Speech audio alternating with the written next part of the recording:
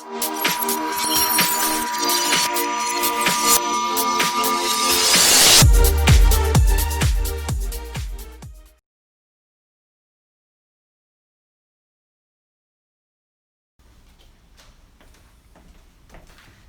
and good morning, Mr. Verboten.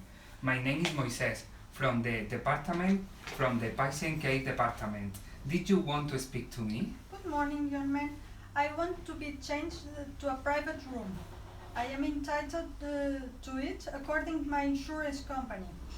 You are right, but we can only assign the private rooms when they are available. We are very sorry, but we have no private route at this moment. But I want to be alone. I need to be alone. I don't want anyone to bother me.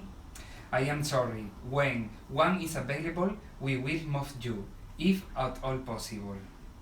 Okay. We will try to do it as soon as possible, so sorry for the inconvenience. Have a good day, Mrs. Verboten.